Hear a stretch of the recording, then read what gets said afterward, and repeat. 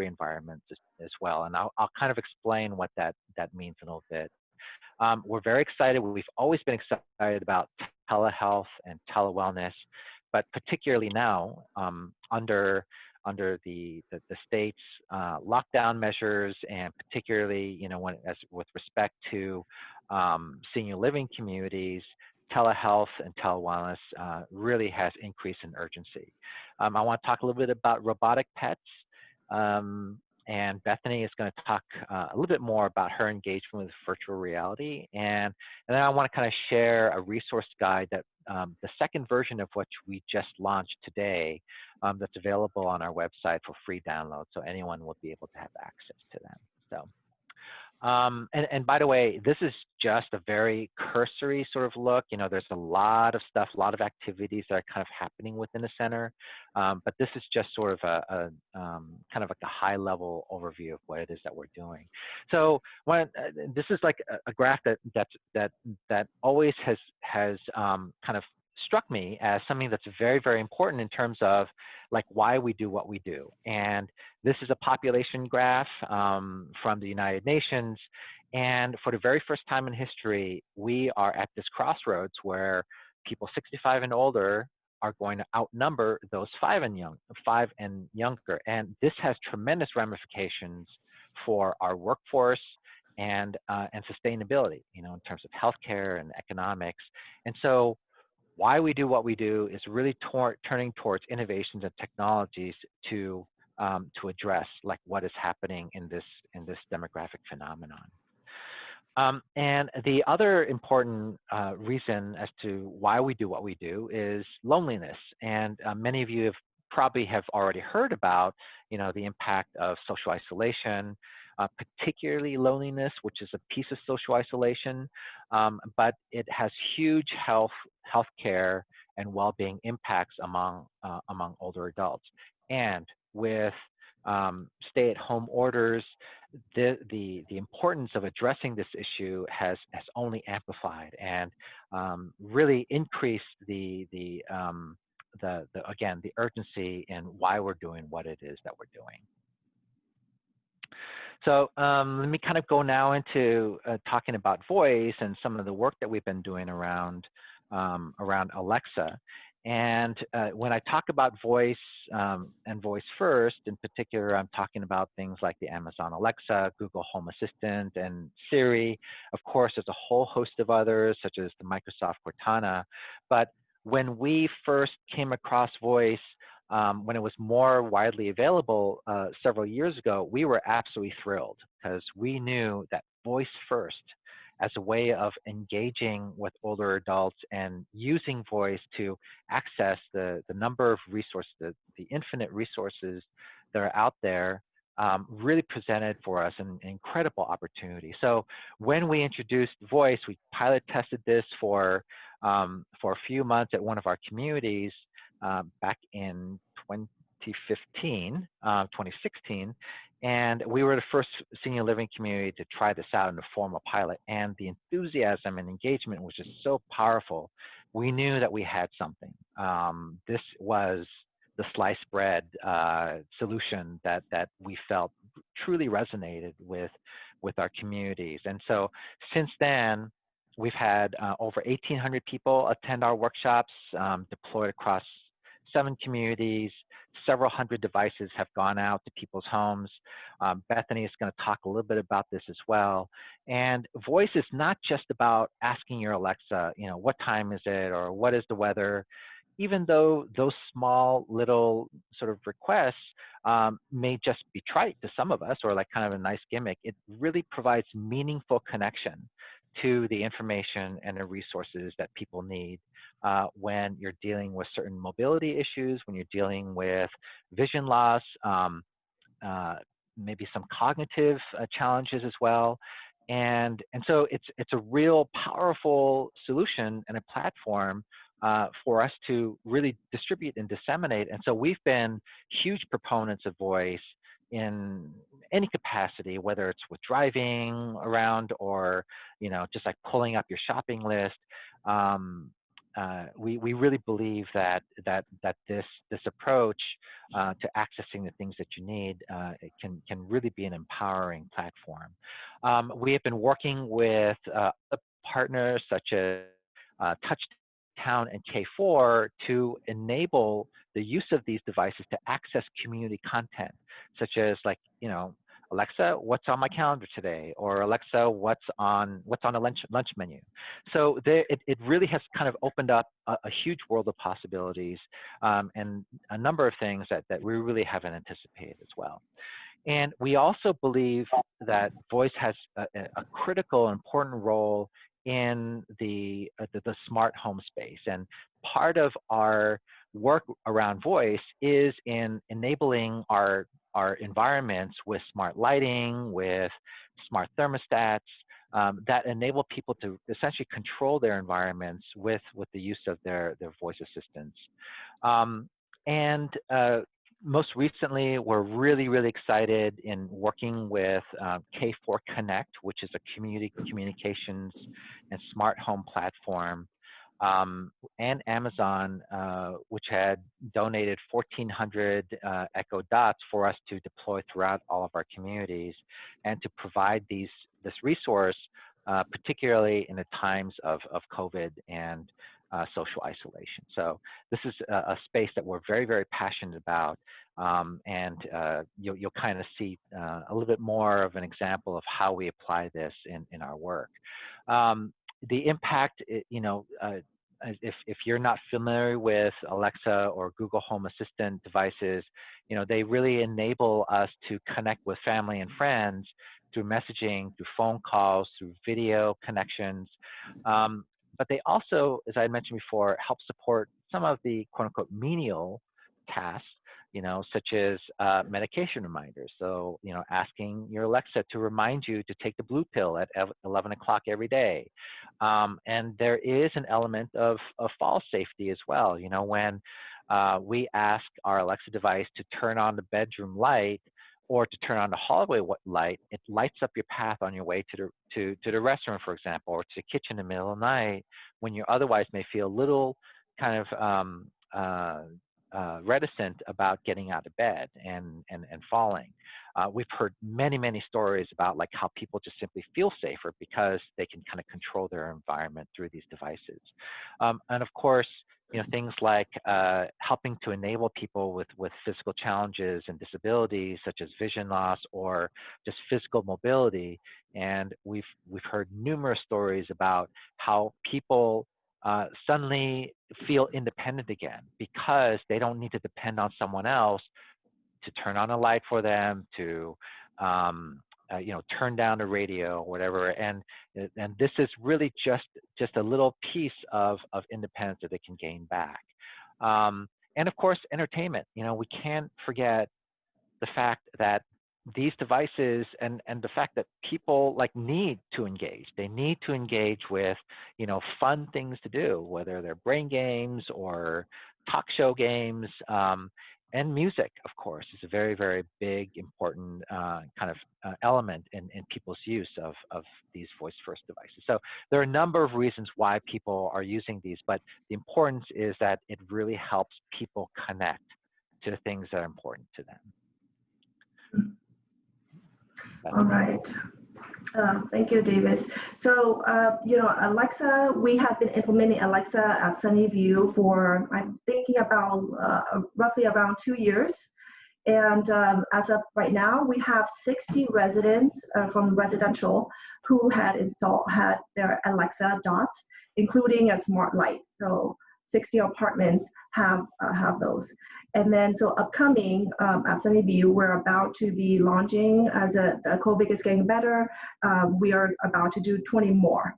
So that's fulfilling, say, 100 residents. We're almost there to roughly maybe 100%, So I'm here just to share some of the stories that we have at Sunnyview. And, talking about technology with the senior population, it's really hard for our residents. Our average age at Sunnyview is in the early 90 years old.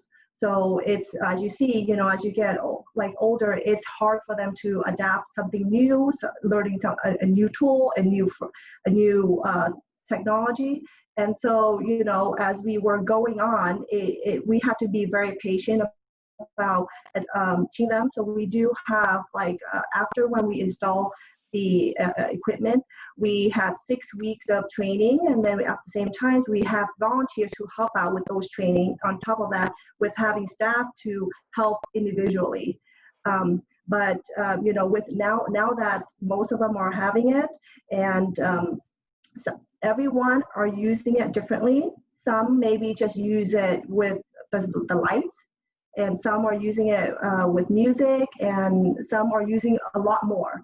And so, with this thing, and with all the residents are in the room, our residents had used Alexa they actually use it more. They're communicating with Alexa. One of the story I want to send to you is that we have a couple who's probably the most active couple at Sunnyview, and her husband are not as social as she is, but at the same time, Alexa had helped him with like in the morning. Every morning he would say, "Sing me a song, Alexa," and that's his start of the day. It gives him something to wake up to, and have something to actually, okay, now it's time for me to get up. But at the same time, he always asks about the weather, the time, and then he even asked Alexa to yodel for him. So it's something something that's usual. It became a practice everyday thing for him. His wife is even, she's like one of the most competitive residents at Sunnyview. Every competition or anything that has to compete with, she will be the ones who wanted to have to be number one. So one thing about Alexa is that they had question of the day. And at the same time, it keeps a record of if you get the question right, it'll keep a point there for you. And then if you, they also have bonus points too. So then she kept trying to get all the answer right every day. And then she told a friend at Sunnyview that she's doing this. And so now they're competing with each other of like, how many points are you getting, and trying to, and then now it became a little more fun activity at Sunnyview, because now she's getting a few more other residents trying to compete and trying to compare score, which is very interesting, because right now, there's nothing much to do with trying to isolate themselves and trying to do less of group activities. But with this thing, it's sort of like a fun activity. And then we have residents who actually use Alexa as a best friend. They really take Alexa like this is their only friends. And because we have one resident who had a really bad vision, and she can't see very well. She's isolated in the room, and she's very comfortable in the room right now. But for her friends is Alexa, and she's been using this for a while now. But I think during this time, went out every day. She would ask for the time, ask for the news, ask for the temperature, the wind speed, and if she doesn't know a word, because she loves to read, and so if she doesn't know a definition of a word, she'll ask Alexa this and how to spell a word. So she used Alexa in all different ways. And then, she was telling me that there was one time she lost her remote. She would say, "Alexa, where's my remote?" So Alexa said, "Susan, I don't have eyes, so I can't see it." So it's like they're starting to, for her, it's like her friend. She'll initiate very casual conversation with Alexa. This is the old conversation that she had with Alexa, but I like to share this one. She would say, "Alexa, I love you," and then she said, there was a pause. You know how when Alexa kind of go in circle and circle and it goes around, and then Alexa said, "Susan, I don't do love."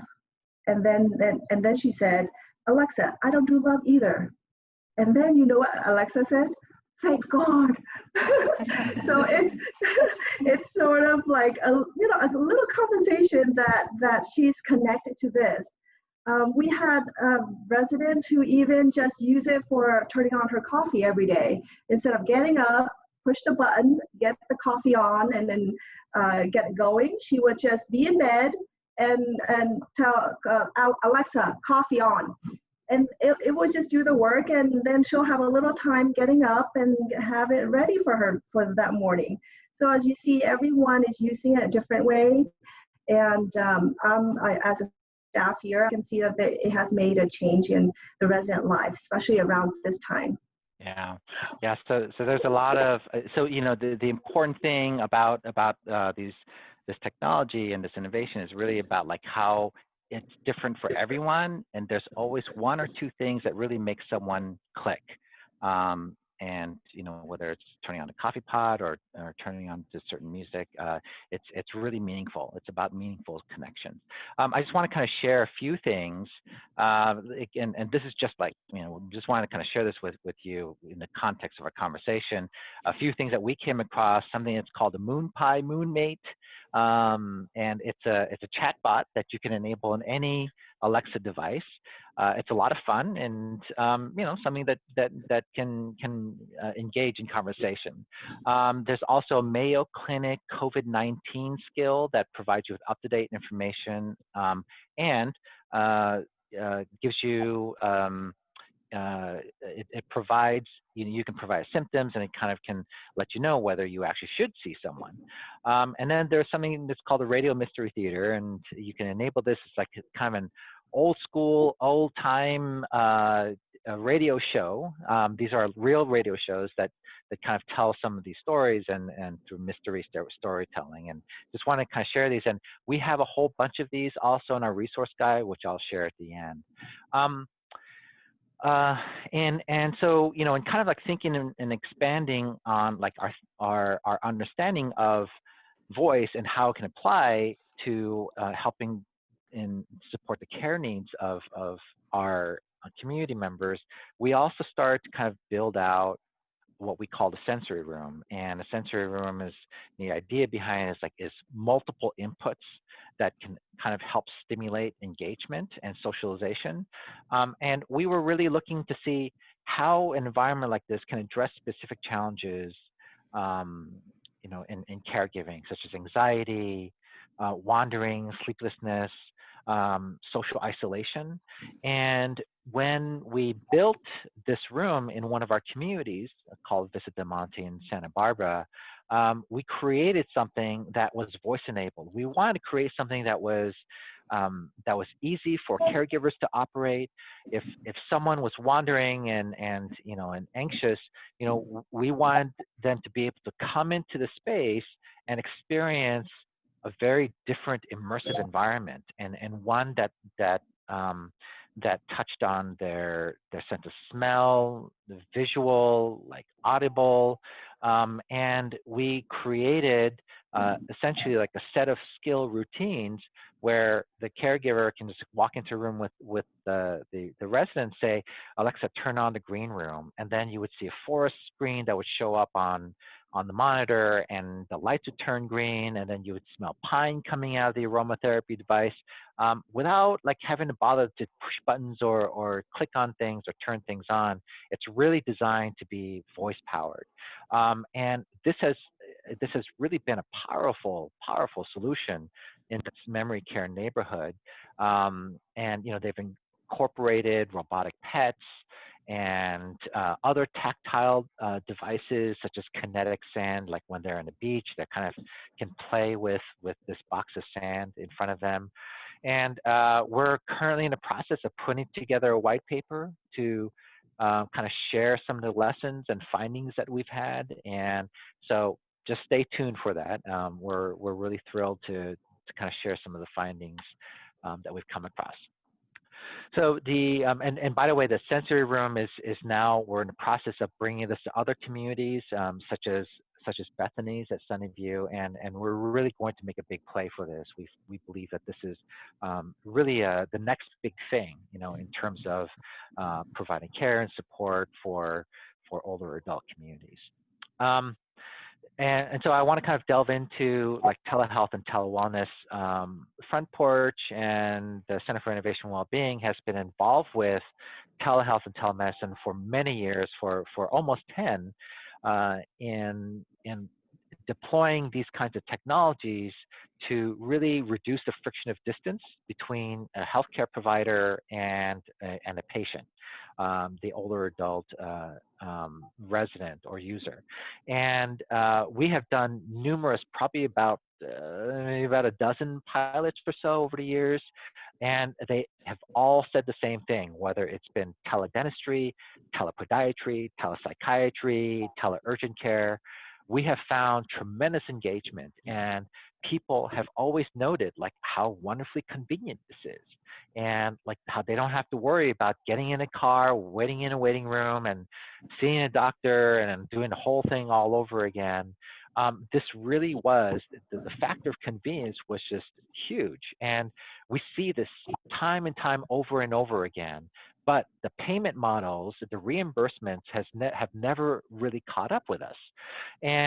But like during COVID, and it's slowly kind of getting there, but COVID has really accelerated the pace and loosened some of the restrictions around how people are paid and funded. And there's a pretty good amount of effort that's being put into reimbursing the cost of telehealth and telemedicine in skilled nursing facilities, particularly. But one of the opportunities that came out of this, out of like the emergency declarations, were the ability for physicians to bill a patient regardless of where that patient is. Beforehand, they had to be in a clinical environment, but now they can be in their home, they can be in their car, they can be on a bus. If they're talking to a physician, that physician can now get reimbursement for that visit. So what we have been seeing has been a lot of like organic growth around this space, and we're seeing staff and residents themselves like just simply using their iPhones or iPads to connect with their physicians. And this is like kind of growing. We're seeing this grow in use and more, and there's a higher level of acceptability and less trepidation around the use of technology to connect with a physician. So Bethany, did you want to share a couple things that's been happening there at Sunnyview? Yeah, sure. So Sunnyview right now, as people are adapting and had to modify their appointment, so a lot of them is virtual, and so our residents, especially with the residential, the residents have to get themselves in the mood of learning how to get an app on. And so what's happening right now is that we do have a number of residents who are Zooming with their physicians or having FaceTime with their physician, or even to have to add in the hospital or care provider apps in order to communicate and follow up with their health. So it's sort of because I know with technology, not everyone will fit for them, and not everyone will want to be easy to engage in learning a new tool. And so, but with this needing with this new way, the tendency that they need to have to do it. And so, and with that, they're like, oh my God, this is so easy. So I do have a few compliments from residents who saying that it's, now I know, because with knowing how to Zoom, then when we do something socially in a community, they adapt to it. They're like, okay, I already know it. I can do this, I can do that. And amazingly, with this whole, during this time, I found out that a lot of the residents have their gadget in their room. They have iPads, they have phones that I did not think that they would have in their room. So now we were able to be more creative down the line of if we want to Zoom in our room or open up opportunity for them, for those who can participate in activity in a small group. At the same time, they can still stay in their room and be able to Zoom or do activity with us. So yeah. It's a very beneficial that our residents are exposing a little interest in learning about using their phone a little more or their tablets a little more. And that's the way I think that we would really like to view this, like where we are in COVID, is like it's really an opportunity, and this is a chance for us to like really demonstrate the potential and really the benefits and the value of like using these kinds of devices and platforms in order for us to get what it is that we need. So so yeah, thank you, Bethany, and they're doing some amazing stuff there, and we're seeing this across all front porch communities. So if you see people like using their phones and their iPads, there's a chance there for us to help them connect with something that they need to connect to.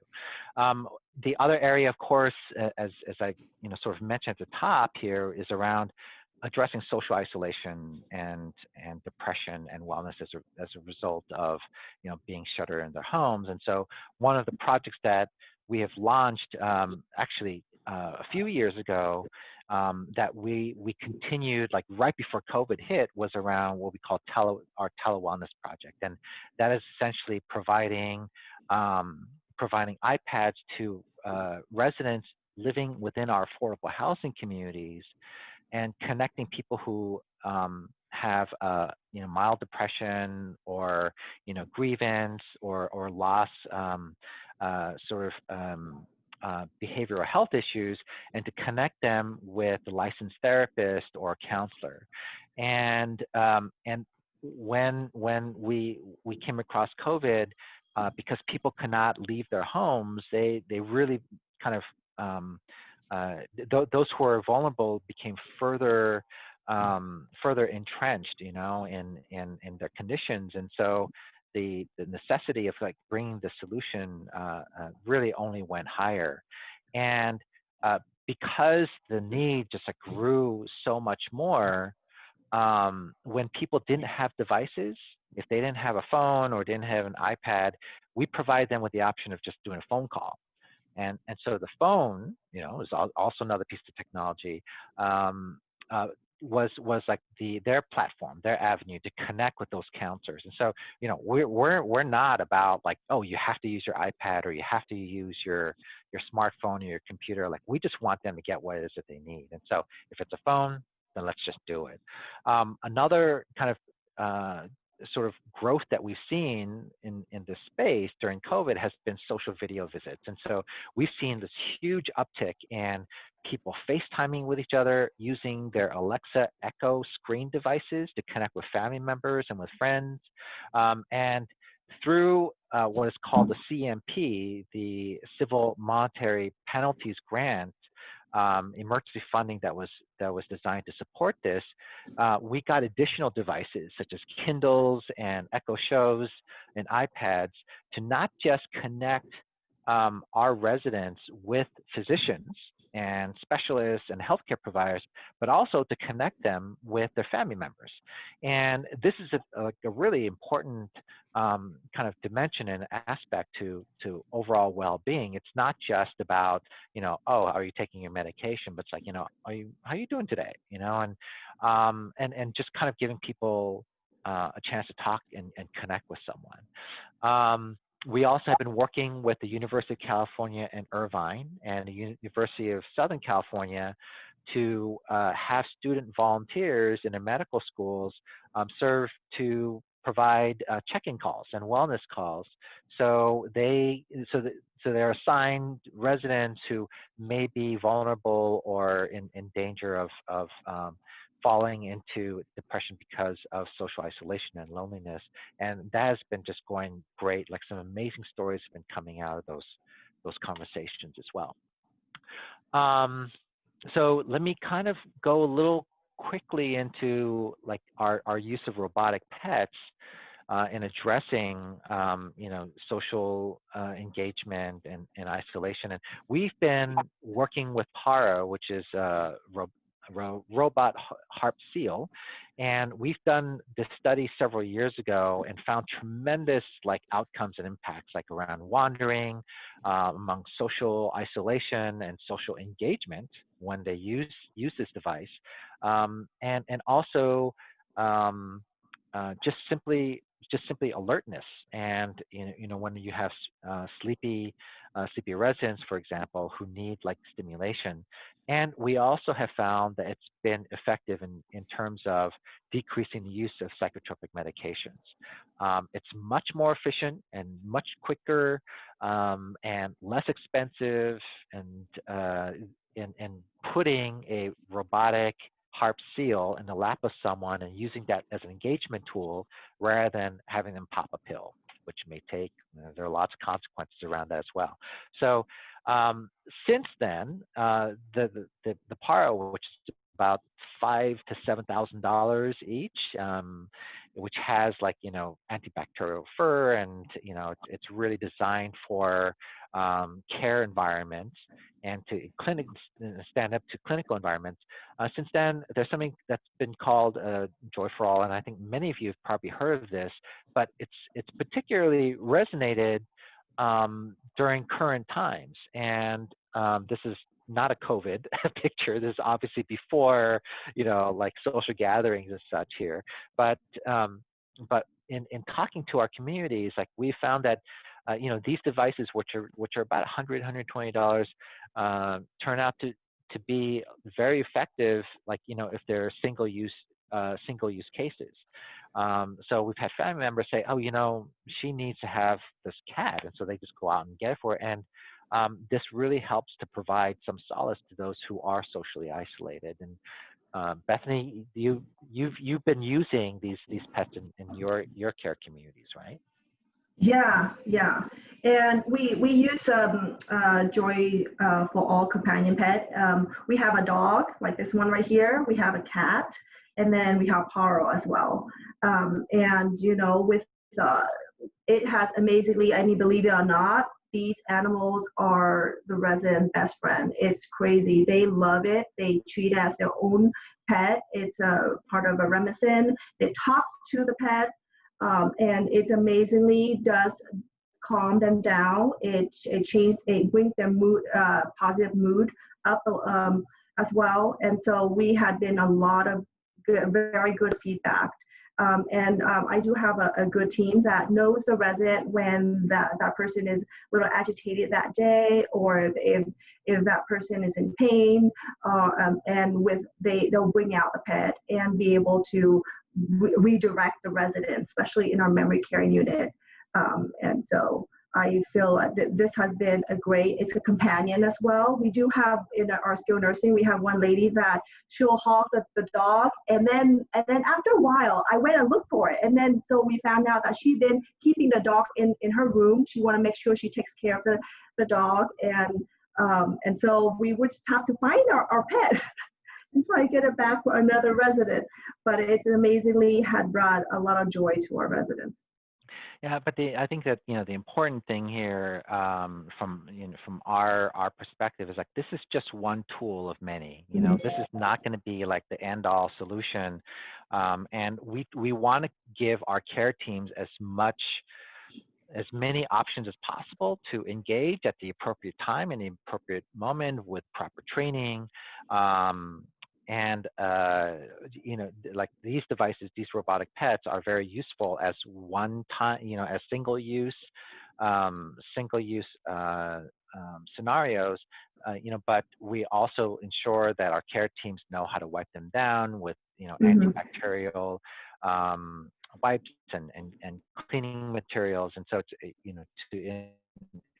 in order for us to handle, person to person these COVID times. But in terms of like addressing loneliness and social isolations, these can really be powerful tools.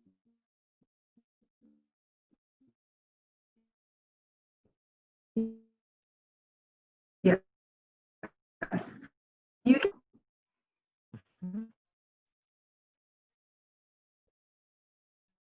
To kind of bring this point home about like how devices like Paro, like the Joy for All pet companions, really can make an impact in addressing the social needs of people who are shuttered in their homes, in their rooms. We never say that these devices should be ever a substitute for normal human interaction. Again, the thing that's really important and critical for us in the uses of these devices is for them to be for them to serve as a platform for social connectivity and engagement, and to use these moments as an opportunity for us to connect with them.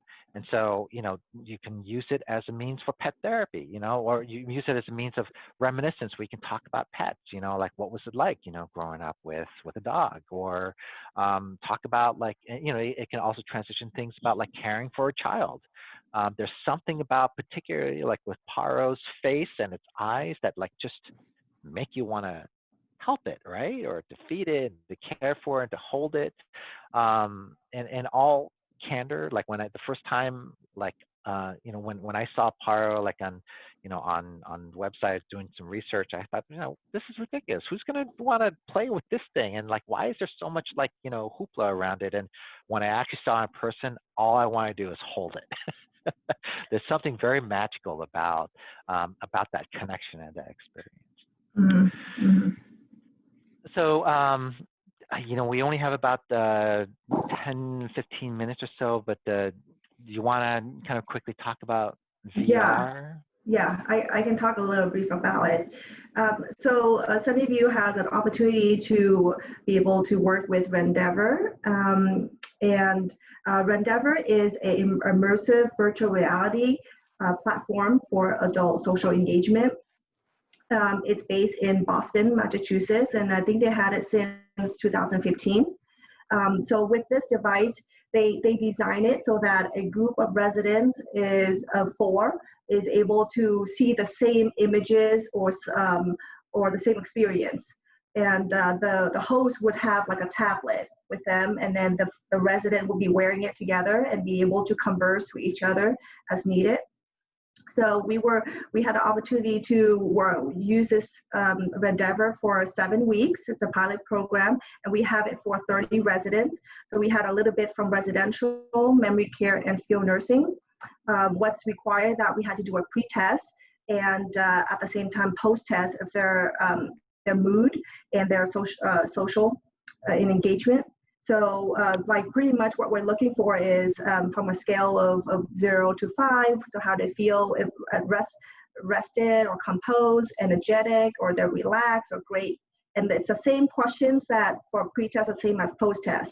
And the experience that you get from this is that they had, when you wear it on, it's a 360-degree images, like a tour guide that you can look all over, right?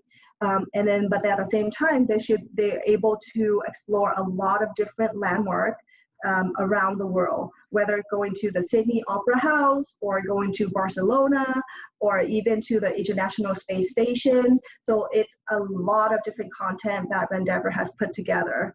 A special thing about Rendeavor is that it has a Google VR that you can see on the street. Right? And so a lot of the residents, what they really like to do is be able to go back home where they used to live, or even their current home that before living in community like this, and or find different places to see. And so we had one resident who had a few residents who had experience going back into their hometown, and how Chicago was, oh my God, I can't believe the color of my house or the town, or it's all different. And so it brings them back a lot of memories, and that's something that they really like the best. Also, the VR also have a lot of videos on education, on animal, and especially travels as well. And so residents were able to go to the hot air balloon. I tried it. It's amazing. It's really cool. If you're scared of height or unable to do that on your bucket list, this is a chance for you to actually do it without feeling a fear of height. And it's really amazing. I mean, you can even do a dirt bike racing, or even on a parade float. So, you can do a lot of different traveling that it's pretty cool.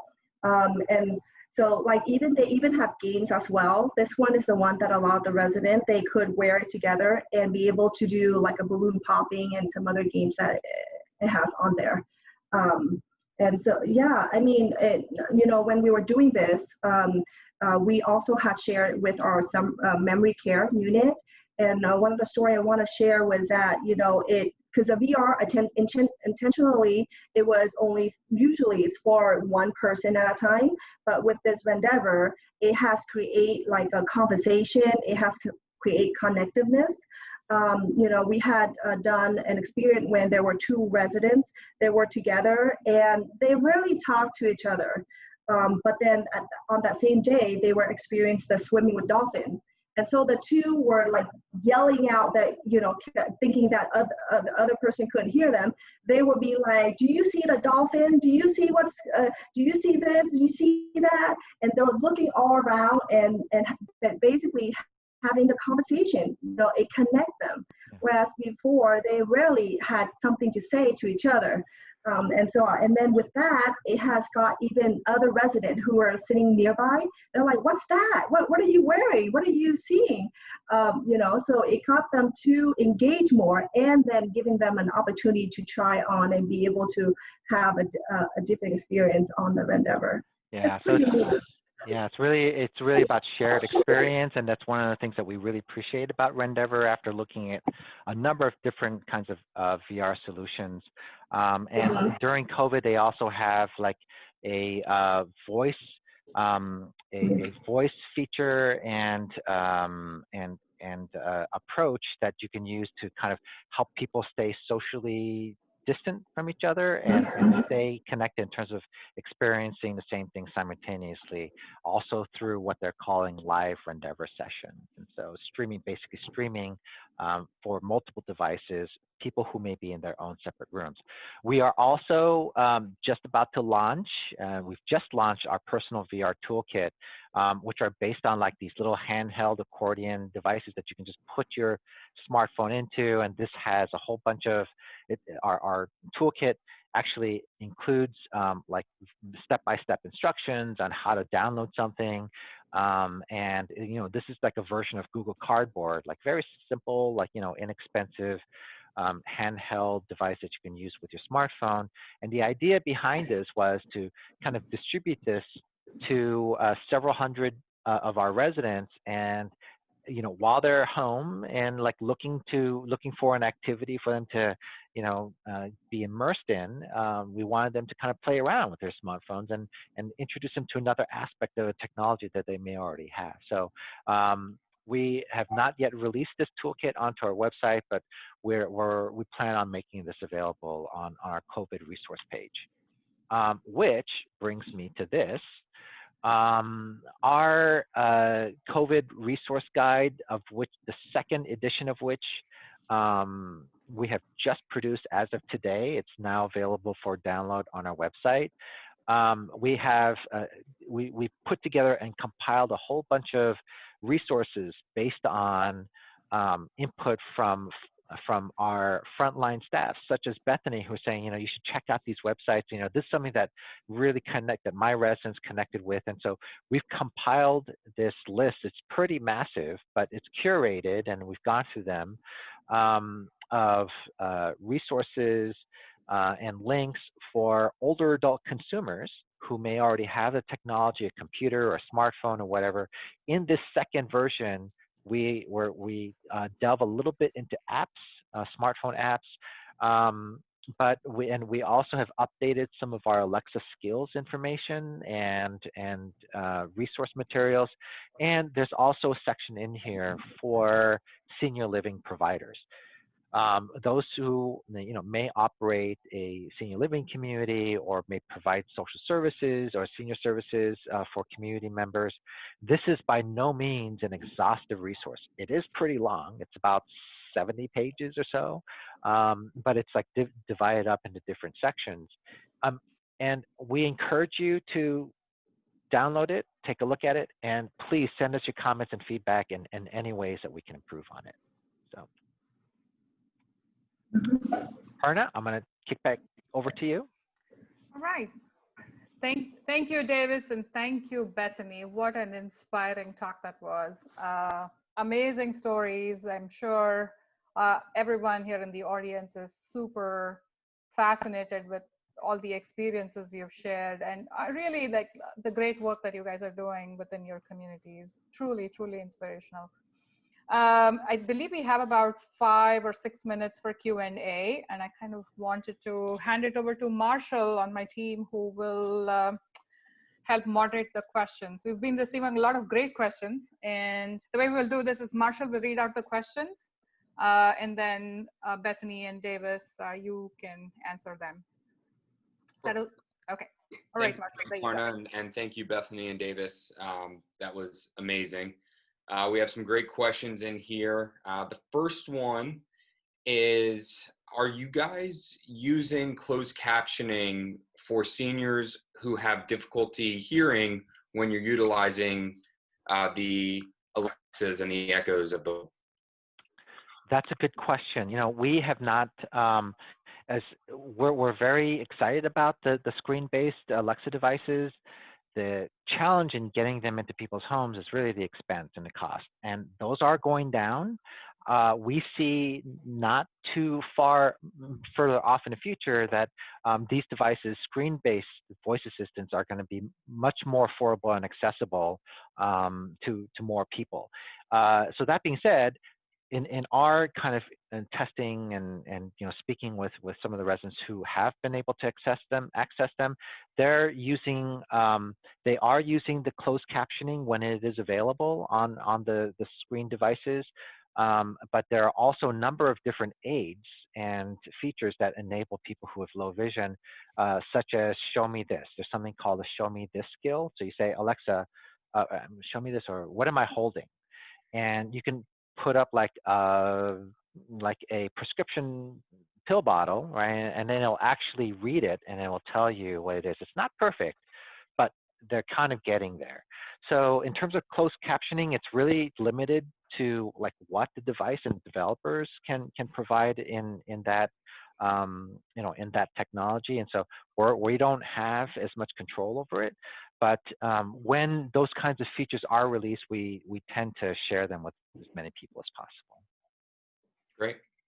Great. So another question, kind of piggybacking right on top of that one, are all of the conversations with Alexa recorded, and who monitors or reads the questions that the residents are actually asking Alexa? Yeah, that's a good question, and we get that a lot. And what we tell people, based on our conversations also with Amazon, and like, you know, what we've come across and read, is that, you know, it is always listening, but what it's doing is it's listening for your wake word. It's sort of like, you know, like when you have a dog, right?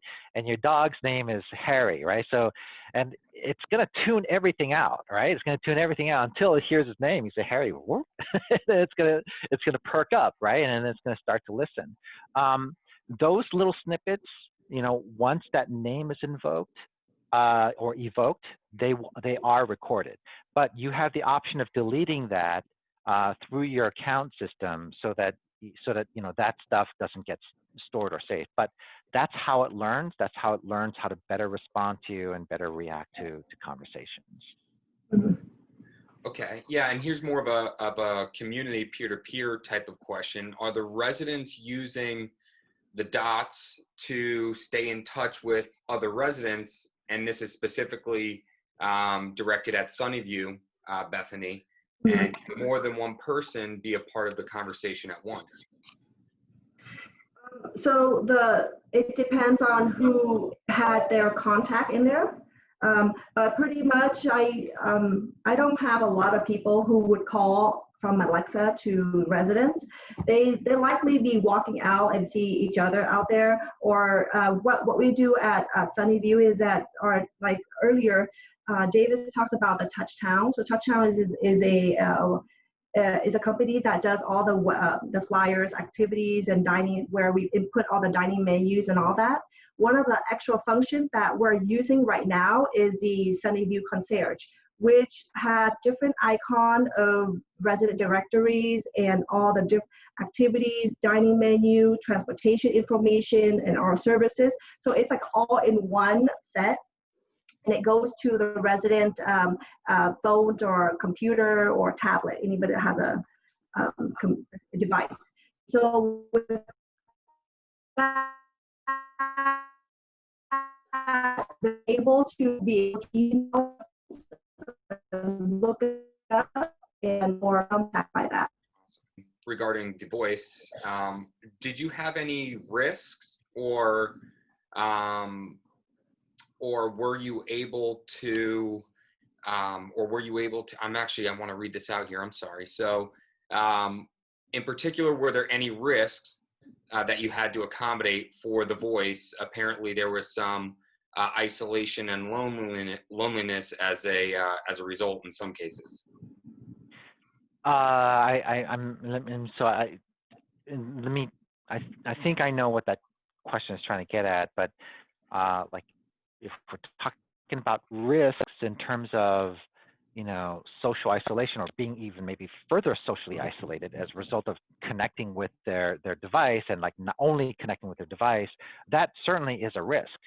You know, the story that Bethany shared earlier about like, oh, she's my best friend. Like, you know, we want people to be socially engaged, but we also, again, don't want to replace people with these devices, right? Challenging this. I mean, we would hope that that sort of connection that they're making, you know, whether it's emotional, and again, it doesn't have to be Alexa. It could be, you know, one of the Joy for All robot pet companions. The important thing that we want people to walk away with is that this is not about replacing people. It's about using them as a bridge for us to connect to one another and for us to better get to know them. And yeah, there is going to be the possibility that something like that happens. We do as much as we can to avoid that, right? Because if that were the case, we'd all be out of a job. But really, I mean, it's about like human engagement and social connectivity. As long as it kind of brings us back to having us talk to another human being. Onto the pets now. Is there a monthly service charge for the pets? There's not. It's you just buy it once and you're one and done. Awesome. Okay, and then I believe this is the last one we have here. How did you train the individuals on the products, such as the Dot? And was the training direct from Porch, or did you have to bring in outside vendors or yeah, that's a good question. So all the training was done by our staff, whether it's through the Center for Innovation and Wellbeing or with someone like Bethany and her team. And so we really depend on the staff to help support this. And so we create our own curriculum. We've developed our own, you know, onboarding materials. And so, but like now in the time of COVID, we've obviously had to make a pretty dramatic shift in how we do this. So we're in the process, and we're pretty close to the finishing process of virtualizing everything. So the way it looks is there's a kind of a lot to it, but basically what we're creating is something that's called Voice in a Box. So we then provide, you know, someone with a new Alexa device, they open it up, there's an onboarding manual, a quick start guide, and then there's a link featuring videos, and there are also going to be webinars and phone office hours that people can dial into.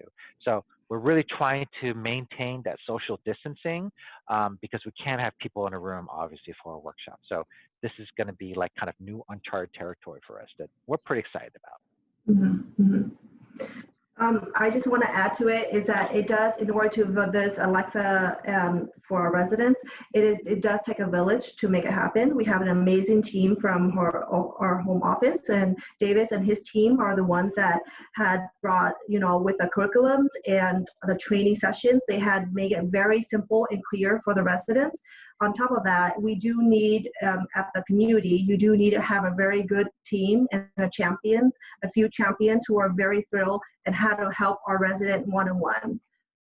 There will be random resident who has been using it, but then still want the training. And so we have to do a lot of repeats training. And like right now, I'm engaging some volunteers who's teaching residents tech on the weekend. So utilizing some of the resources to be able to provide more training to our residents, and it's ongoing.